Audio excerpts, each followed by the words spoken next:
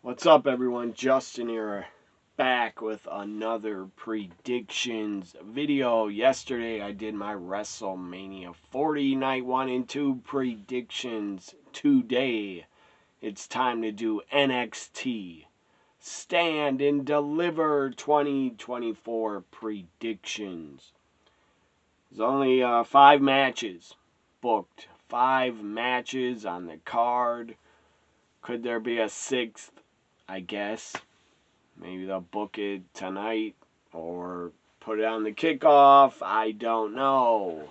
But I'm doing my predictions now, anyways, on Tuesday before this Saturday's Stand and Deliver. I think tonight's NXT is taped. I'm pretty sure it was taped already. But so what? I'll still watch it. I love NXT. I support NXT. And I love a lot of the talents in NXT.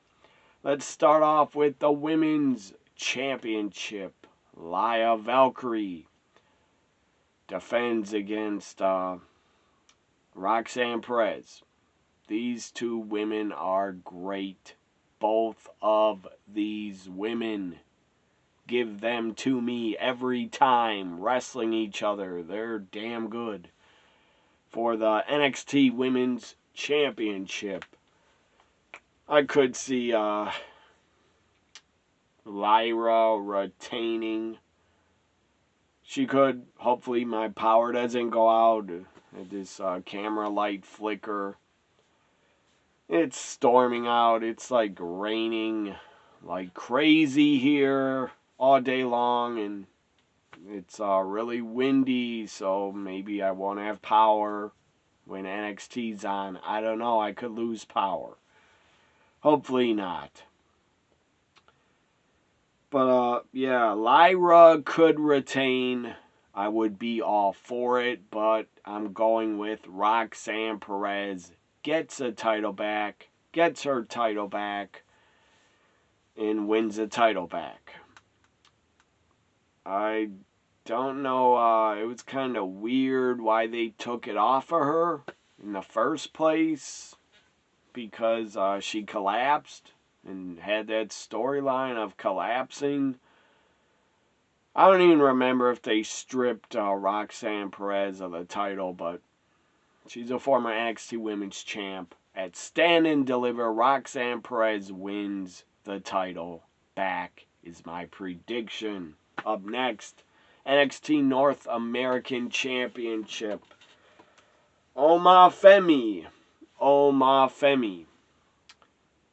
That's not an easy name to say. Oma Femi. By the way, Shawn Michaels, this is his old book he came out with. He's been a great head of creative, great booker for NXT. I just want to say that and put over Shawn Michaels. He's been a hell of a booker for NXT. He definitely gets all his talents and all the women. He always gets them on TV somehow. That stupid Dave Meltzer has Booker of the Year, and he was always giving it to Tony Khan, which was a joke. I think Shawn Michaels is a better booker than Tony Khan, obviously, and Triple H is too, obviously. And for me as a fan, I want a booker and a head of creative that has been in the wrestling business for a while or for decades. And also, I would like a booker that used to be a wrestler. I trust them. If they used to be a wrestler, they probably know how to book. But guys that were not wrestlers and great bookers, Paul Heyman, but he was in wrestling. He was a manager. He knew how to book. He was behind the scenes. And a few others that were not wrestlers, I'm sure, were good bookers. Eric Bischoff also he was good for a time in WCW. He was a really pretty good booker. I don't know if Eric Bischoff was ever the booker, but he was running the company, so I give him credit. For a lot of WCW success, Bischoff deserves credit because he was a president at the time. The bookers, I believe, were Kevin Sullivan at one point for a while, Dusty Rhodes maybe, Kevin Nash for a short time. Vince Russo was shit. He was horrible. His head of creative, head writer, he was horrible for WCW. For WWF, he was fine. He was okay, but he ripped off the Jerry Springer show mostly and just put it on a wrestling show. He ripped off Jerry Springer and the Howard Stern show for the Attitude Era, in my opinion. Also, Vince Russo, the guy was probably a good writer in the Attitude Era, but how could you couldn't fuck it up. It'd be impossible to fuck it up when you have talents like The Rock, Stone Cold, Mankind, Mick Foley, Undertaker, so many talents that were over in the Attitude Era, would have got over no matter what, in my opinion, without Vince Russo. I guess Vince Russo did write or come up with the Rock This Is Your Life segment. I think he came up with that. That was pretty good shit. But anyways, I don't know how I got off on that. Talking about bookers and head of creatives. Oh yeah, because Shawn Michaels runs NXT.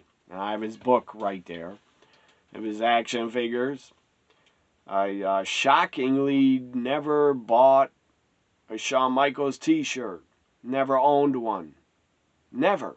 And he was my favorite wrestler in the 90s. Especially in 96, I loved HBK. But I never bought a t-shirt of his. Anyways, but I got his action figures and his book and his DVD. Where was I? Oma Femi, the North American champion, defends against Dijak and Josh Briggs in a triple threat. These three guys are big boys. Big monsters. Just three big men slapping meat together. These are big son of a bitches that will beat the hell out of each other. And it will be great to watch. I would like Dijak to win. I really would like Dijak to get a singles title. He's never held a title in WWE.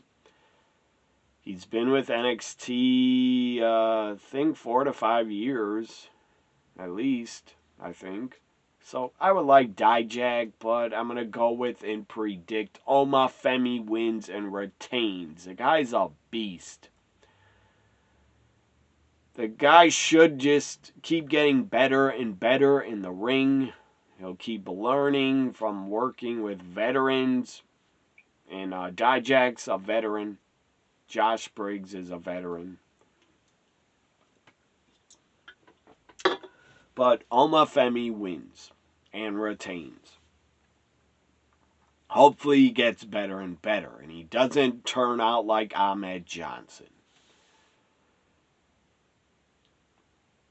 Up next we got NXT tag titles on the line. Baron Corbin, Braun Breaker defend against the winner of the tournament. I don't know who that'll be. It will either be the OC or the LWO I can't even remember the teams. I think it's LWO versus OC in the finals that are left. I don't know. It could be the LWO, it could be the OC, but I got Braun and I don't know. Braun and Corbin, I'm gonna say retain, even though Braun's on the main roster, but hasn't appeared barely on SmackDown because he's still part of NXT. Braun Breaker's ready to be on the main roster full time. He doesn't need to be in NXT anymore. So NXT let's go with before the NXT Championship, which will be the main event, I believe. Or I don't know, maybe Trick and Mello will be the main event because their feud is so hot and built up for a long time. Really good storytelling. Great build up for Trick and Mello. I've really enjoyed it. Just the video packages, everything about it. They went on a long time. Did Mello attack Trick? He kept denying it, but then he revealed his true self. That he stabbed his best friend in the back, and Mello, you are going to get whipped. Whoop that Trick. Whoop that Trick. That's what Trick is going to do to you. And I hope Trick wins. So Trick and Carmelo Hayes, I will predict now, and I'm going to go with Trick Williams wins. I love the guy. I love his entrance with the music. The music goes perfect with the whip that Trick chant. And Trick is great. So entertaining. Just a future superstar on the main roster. I could see Trick as a future world champion in WWE. At least U.S. champ or Intercontinental for sure. Carmelo too could be a future world champ. And Intercontinental and U.S. He's that good. Both these guys, Trick and Carmelo, they got it all. They got the look. They can talk. Great talkers. And they can go in the ring. They got it all. Trick Williams wins, I predict. Main event, or maybe it won't be the main event. Doesn't matter. It's for the NXT Championship. Dragunov defends against the family. Tony D'Angelo getting an NXT title shot. I like it. I loved the build-up. I loved it when the family... I don't care if the family, if some criticize the gimmick, that it's like too mafia, too stereotypical gimmick to put on an Italian guy. I like the gimmick. I love the gimmick of Tony D'Angelo, like he's a mob boss of the family. I like it. Some, when he first came out with it, were trying to call it racist. I don't think it's racist. It's just a wrestling character gimmick. But it's like, I don't know, if I was Italian and I got put with the mafia type mob boss leader in a movie or in wrestling, I wouldn't be upset about it.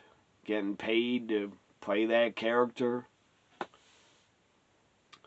So Dragunov, Tony D'Angelo, NXT Championship. I would like Tony D to win. I'll be cheering for him, but I doubt he wins. And the build-up I've liked, as I said, when they kidnapped Dragunov, put him in the trunk, and then took him to some bridge, like I thought they were going to throw him off the bridge and let him sleep with the fishes, but they did not. They just stranded him on the bridge and left him. I don't know how the hell he got home. Probably had a long walk. But Dragunov wins and retains the NXT Championship. I have heard when they bring up Dragunov to the main roster, they're going to push him like crazy. They're going to push him like they're pushing Gunther. I don't know if that's true, but that's what I read. Dragunov, the guy is so damn good in the ring. He's not a great promo, but he's not a bad talker. Not a bad talker. He dresses like a world champ. And he's not a bad talker. And he's a hell. My God, he's for a wrestler, if I give him a grade, he gets an A+. He's a great worker, great wrestler. Dragunov is awesome to watch in the ring. I've never seen Dragunov have a bad match ever. He had some wars with Gunther as Walter and Progress Wrestling. They had wars together, which were damn good. They had a war in NXT UK, which was a great match during the pandemic. So Dragunov wins and retains.